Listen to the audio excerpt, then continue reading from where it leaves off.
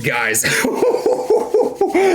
was at the ophthalmologist today, getting my eyes checked out, right? They're trying to figure out what's going on here. I'm gonna tell you a little bit about that here, maybe towards the end of the video, but they gave me this freaking dye stuff, right? They injected me with some dye so I could take some pictures of my eyes or whatever. And the freaking technician said, all right, you're gonna pee neon yellow, you're gonna go out the other end, bright green, right? And I was like, all right, that's cool.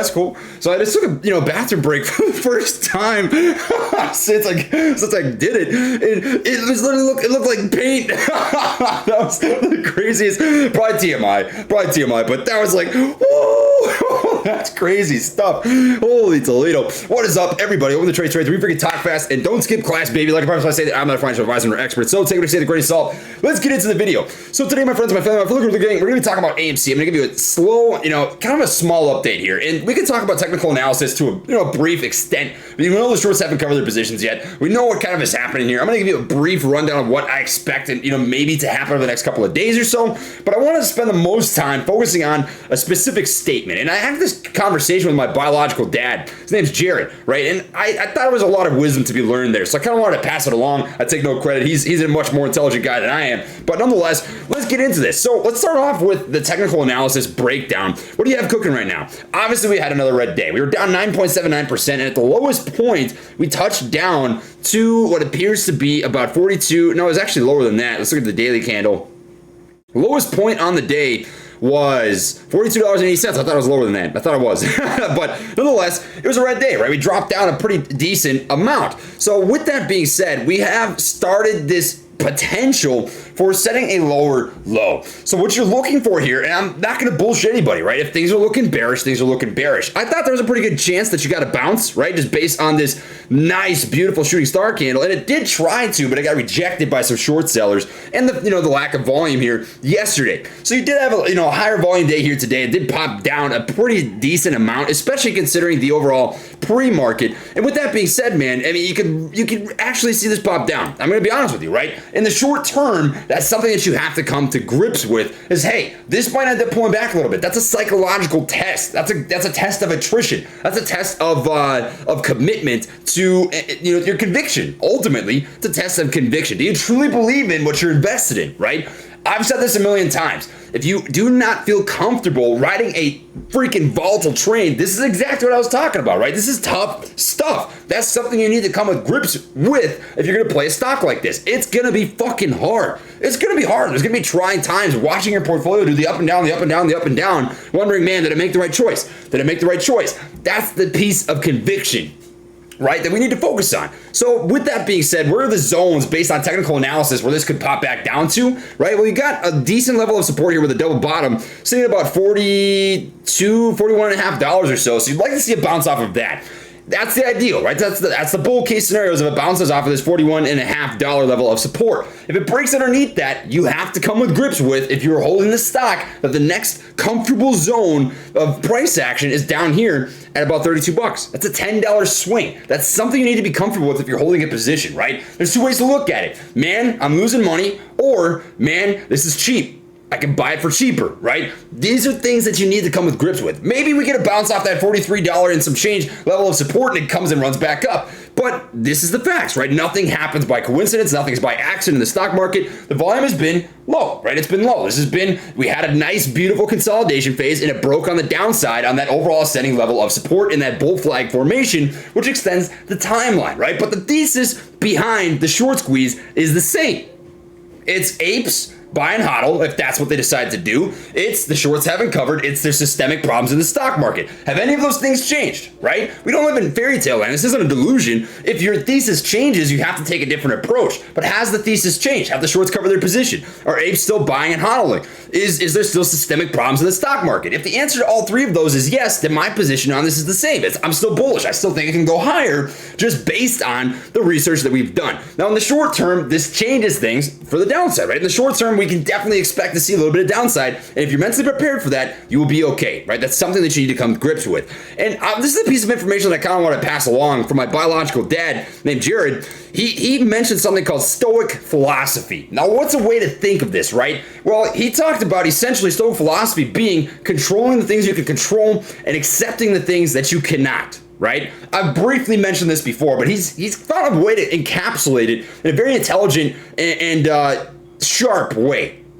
What can you not control? What do you have to accept that you cannot control? Can you control the price action on a day-to-day basis? Absolutely not. You can't. It's going to do this. It's the market, man. It's going to go up. It's going to go down. You're going to have short sellers. You're going to have people buying. You're going to have the occasional paper hand. You're going to have the apes that are holding the freaking fort down, right? Those are the things that you cannot control. Can you control the short selling? No. Can you control the failure to delivers? No. Can you control the systemic issues? No. Can you control the lack of transparency, the naked short selling, the dark pools, the off-exchange trading? No. What can you control? You can control whether you buy, whether you sell, your research, your due diligence, your sentiment towards the stock, your conviction. You can control those things. And that's something that you need to fundamentally accept in this trade. It absolutely 100% is. You have to accept that there are things that you cannot control. Price action being one of those things. Can you control whether you buy or sell at certain points in time? Yeah, of course. Can you predict to a T what's going to happen in following days on the very short-term basis? No. Those are things that you have to accept by trading AMC stock, by buying this for the short squeeze, for the apes, for that fundamental thesis of the squeeze scenario. You have to. You are going to mentally drain yourself if you are banking on this on a day-to-day basis. You have to accept that. You do. And I'm being blunt with everybody, man. If this is something that's mentally draining you, it's putting you in a financially hard spot, that you're banking on this money, you're so emotionally attached to this money right now, thinking, I need it by this day, I need it for this, I need it for that, right? You're viewing this wrong, man. You just are. This is some money that you put in the stock market. I view this as money that's pissed in the abyss. I've accepted that I won't see this maybe ever or for a very long time. That's something you have to come to grips with, especially with AMC stock and the squeeze. So that's kind of the information I want to pass along. I could go on, forever about the data, about the analytics, but I think the more important thing today is sentiment.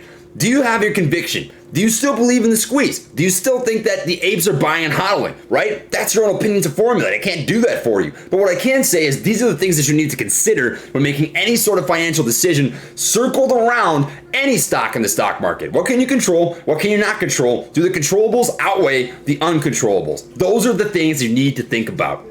So that's kind of what I've got. That's where I think the real value I can provide for you today is. And then for anybody that's wondering how my eyes are going, it's more complicated than I thought it was, to be honest with you. I've got, so I do have a cataract, right? It's in my left eye, which is causing some of the distortion in vision. My right eye's vision is, I think, 20/30. My left eye is 2600. So it's really, really obviously not good. But what they found was actually that the true cause of my vision being blurred is mostly not due to the cataract. So the cataract is something that is there, but there's also uveitis, right? So I've talked about uveitis in the past. I do have that. It's essentially inflammation of the iris, of the eye. And it can, vary in different ways in which it kind of onsets. I had anterior uveitis, which is just the front of the eye, for a very long time. It caused redness of the eye, inflammation, light sensitivity, uncomfortable pain when you move your eye around, right? But now the problem is that I have it not just in the anterior, but also intermediate, which affects the retina of the eye, as well as the optic nerve. So they took some pictures of my eye. They figured out that I've got majority of the inflammation coming in the back of my eye and the retina of the optic nerve. There's actually leakage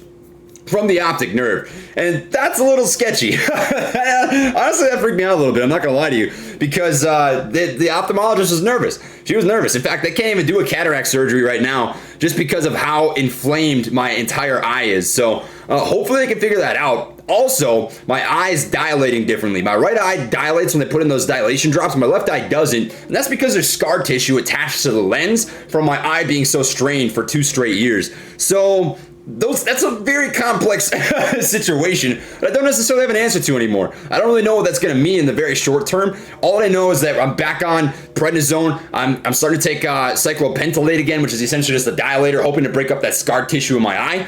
And that's kind of what the game plan is for right now. So my health stuff, I'm not worried about it, man. I'm telling you, don't sweat over that stuff. I'm literally just updating you because if I don't, people ask about it. So things will work themselves out. I'm just trying not to go blind. The risk versus reward, if I let this go on forever and ever and ever, the ophthalmologist said eventually I'll go blind. So I have to address it. I have to. Otherwise, I'm going to lose vision in my left eye, which can cause essentially a sympathetic response in my right eye that can make that go blind too. So I have to keep going to these appointments and stay on top of that stuff. So if I'm, irregular in terms of posting, in terms of getting out Twitter updates, whatever it may be, you know what? That's as simple as it gets. So hopefully that answers any questions you guys have. I promise you I'm chilling. I'm having a good day. I'm going to go get some freaking Subway after I'm done with this video. And that's what I've got for everybody. So blah, blah, blah. I know this video, drop a like and subscribe. I'll do my friends. Catch you on the next one. Light taps, baby. Let's freaking go to Pluto.